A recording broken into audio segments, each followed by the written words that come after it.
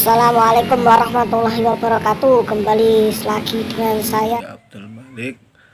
Saya lahir tepatnya pada tanggal 22 Februari tahun 2000 dan berdomisili di depan Pasar Sayur Bangun Sari. Saya akan berbicara sedikit tentang bagaimana caranya menjadi guru PAI atau tata cara mengajar di dalam kelas agar suasana kondusif dan tidak membosankan.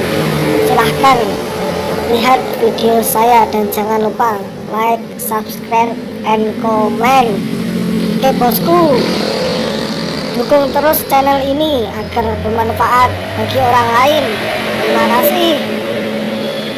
Ini akan membawakan atau mengajarkan kepada murid-murid semua bagaimana tentang ibadah haji tersebut. Sebelum itu kita lihat dulu videonya bersama-sama.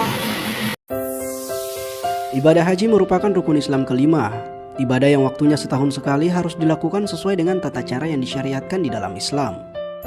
Tujuannya agar pelaksanaan haji dapat bernilai ibadah dan diterima Allah Subhanahu wa Ta'ala.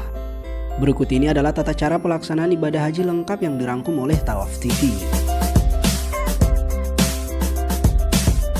Tata cara berhaji dimulai dengan membaca niat dan memakai pakaian ihram di titik mikat yang telah ditentukan. Di titik mikat, para jamaah melakukan persiapan kegiatannya mulai dari mandi, mengenakan pakaian ihram, berwudu dan mengerjakan sholat sunnah ihram 2 rakaat. Setelah itu niat mengerjakan ibadah haji dengan membaca bacaan niat berhaji. Nawaitul hajja wa ahramatu bihi lillahi ta'ala labbaik Allahumma bihajjati. Artinya, aku niat haji dan berhiram karena Allah Ta'ala. Aku sambut panggilanmu ya Allah dengan berhaji. Setelah mengenakan pakaian ihram dan berniat, jamaah umroh dilarang untuk melakukan hal-hal yang sudah ditentukan syariat. Bagi pria dilarang memakai pakaian biasa, memakai alas kaki yang menutup mata kaki, menutup kepala dengan peci, topi dan sebagainya. Sedangkan bagi wanita dilarang memakai kaos tangan dan menutup muka. Sementara larangan yang berlaku secara bersamaan bagi pria dan wanita yakni memakai wangi-wangian, memotong kuku, mencukur atau mencabut rambut, memburu atau mematikan binatang apapun, menikahkan atau meminang wanita untuk dinikahi, bermesraan atau berhubungan intim, mencaci, bertengkar, atau mengeluarkan kata-kata kotor serta memotong tanaman di sekitar Mekah.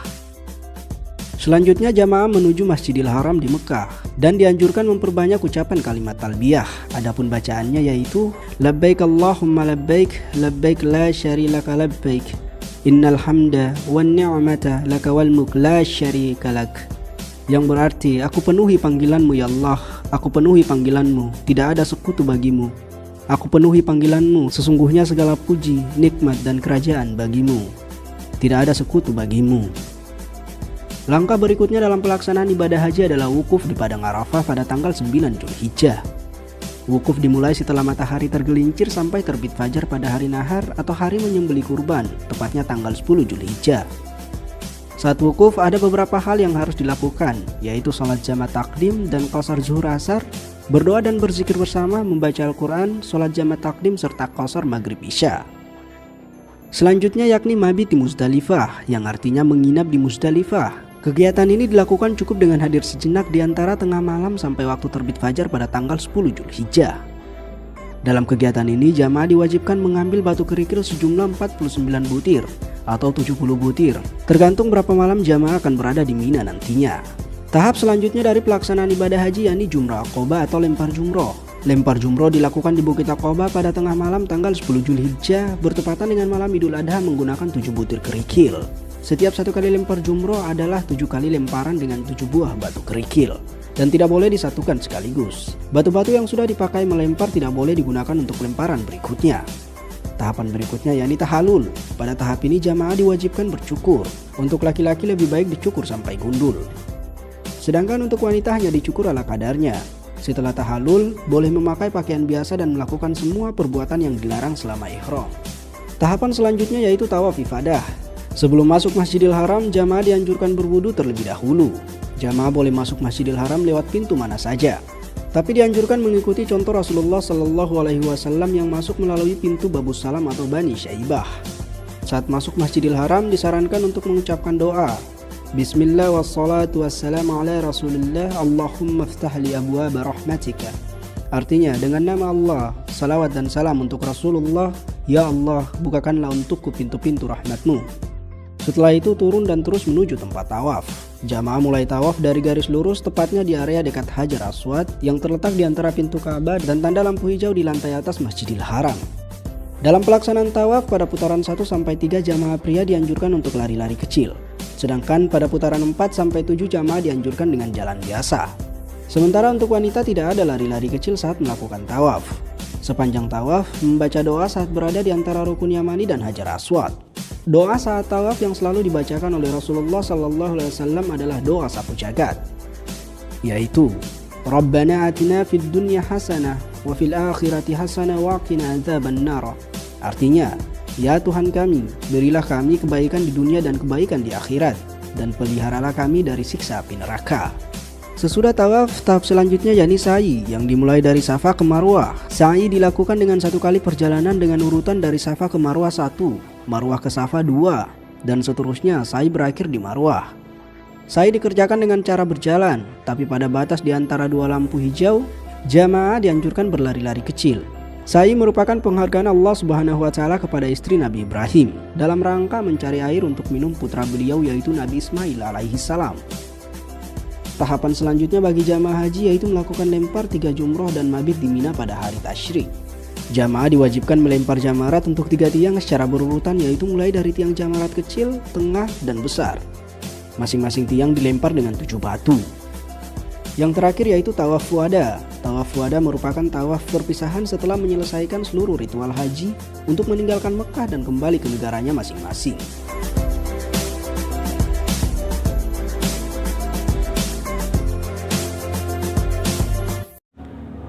Assalamualaikum warahmatullahi wabarakatuh. Waalaikumsalam warahmatullahi wabarakatuh. Pak.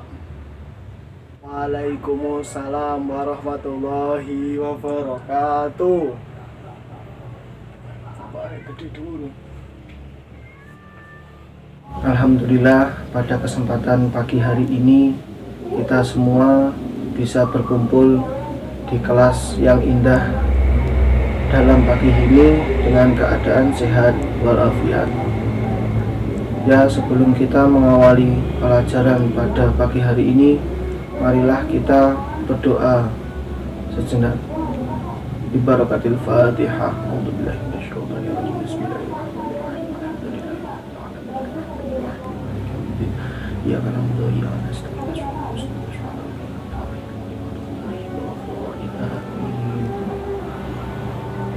Ya, bagaimana murid-murid, pakai kabarnya hari ini? Sehat ya? Alhamdulillah sehat, Pak. Ya, kemarin kita sudah membahas tentang hukum-hukum Allah. Itu ada hukum apa? Wajib, sunnah, makruh. Nah, sekarang kita akan membahas yang sangat penting, yaitu apa? Ada yang tahu? Ya, menikah, Pak. Kita sekarang akan membahas tentang perintah Allah, yaitu melaksanakan ibadah haji. Ibadah haji itu adalah menyengaja untuk wukuf atau menyengaja datang ke Baitullah. Itu kalau arti luasnya itu bisa kita artikan beribadah, menyengaja untuk datang ke Baitullah yang bertujuan untuk beribadah kepada Allah, melaksanakan tawaf, melaksanakan sa'i, melaksanakan wukuf di Arafah, serta melaksanakan semua ketentuan-ketentuannya. Ya, sampai di sini ada yang ditanyakan? Ya. Monggo. Ya, saya Pak mau tanya tentang haji ini tuh hukumnya apa ya Pak? Kalau boleh tahu. Kalau belum paham ditanyakan nggak apa-apa. Ya, ibadah haji ini waktu pelaksanaannya kapan? Ya, waktu pelaksanaannya adalah itu waktunya terbatas atau tertentu, hanya 1 tahun sekali. Beda dengan umroh yang waktu pelaksanaannya bebas, itu bisa setahun 2 kali, setahun 3 kali, nggak apa-apa. Setiap hari pun tidak apa-apa umroh kalau rumahnya dekat Baitullah sana.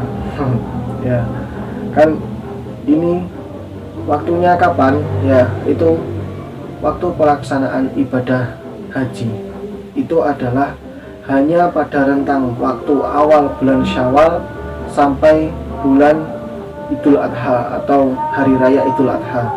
Itu bias orang yang haji itu pasti saat Idul Adha dia tidak ada di rumah atau ke Makkah. Waktu pelaksanaan haji itu sekitar 40 hari. Kalau umroh itu hanya 2 minggu saja. Ya, ada yang ditanyakan? Ya, kita lanjut untuk selanjutnya, itu rukun-rukun haji. Rukun-rukun haji itu ada 5. Yang pertama ada ya ihram, betul. Kedua wukuf, ya betul. Kelima tawaf, ya. Keempat sa'i, dan yang terakhir adalah memotong rambut.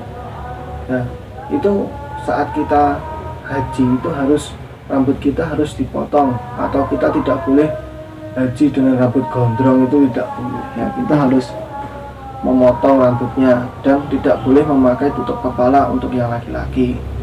Serta kain ihram yang kita pakai itu tidak boleh ada jahitan atau tidak ada jahitan sama sekali.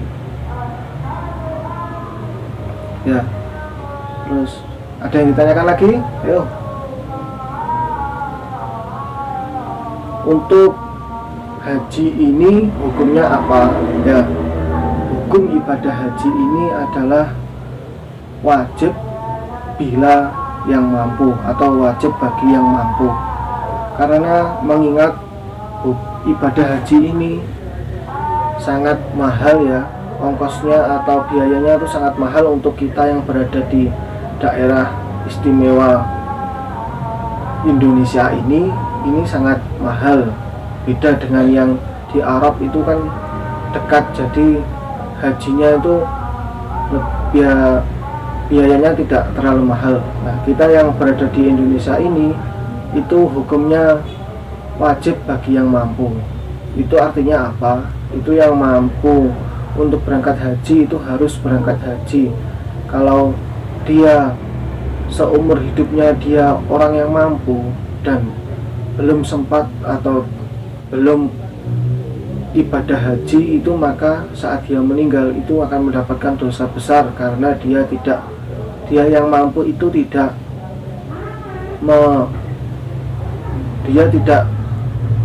melaksanakan ibadah haji tersebut.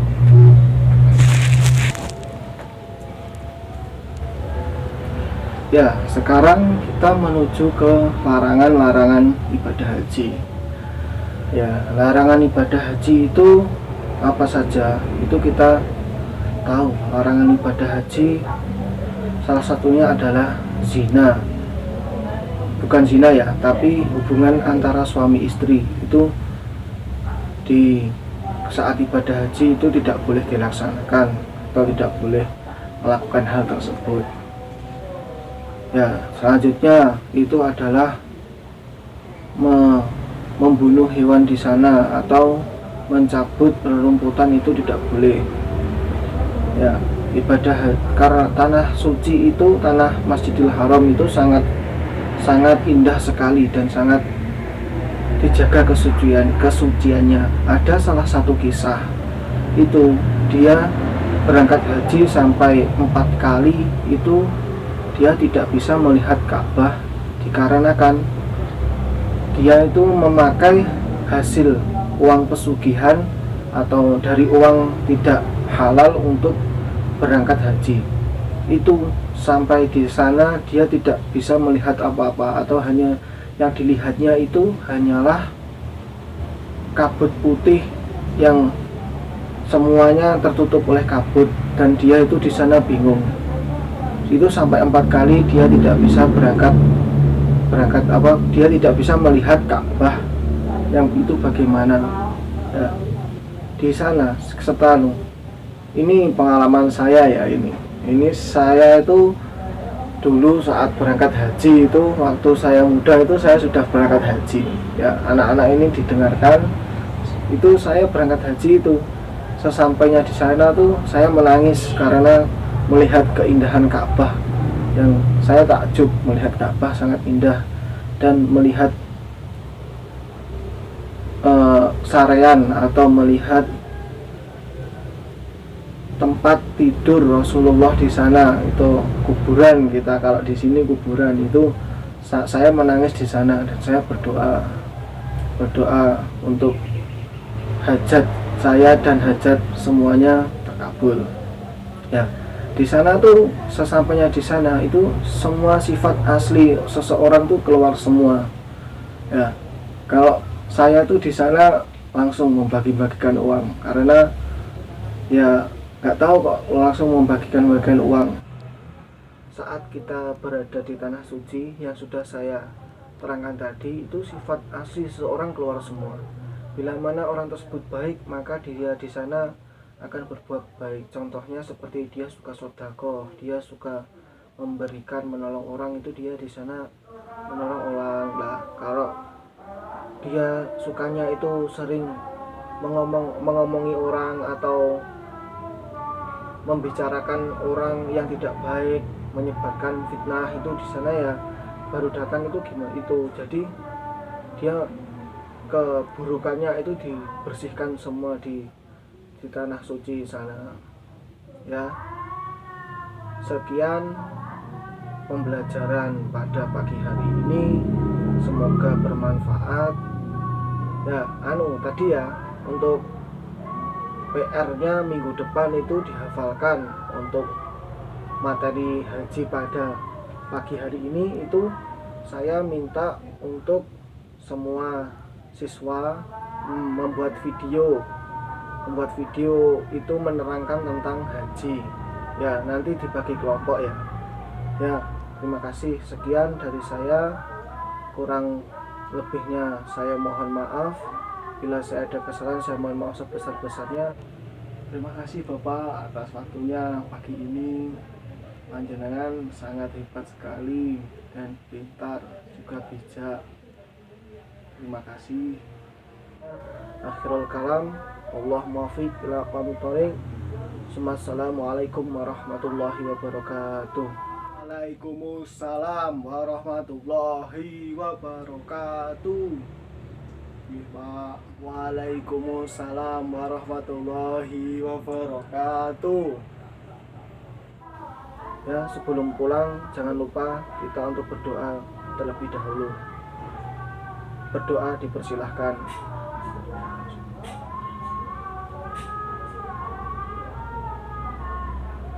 Ya, sekian pembelajaran pada pagi hari ini. Pesan dari Bapak, terus semangat, jangan patah, jangan cepat putus asa. Ingat, orang tua kalian itu mencari nafkah, mencari rezeki untuk menghidupi kalian semua, agar kalian semua menjadi anak-anak yang pandai, cerdas, dan berbakti kepada orang tua.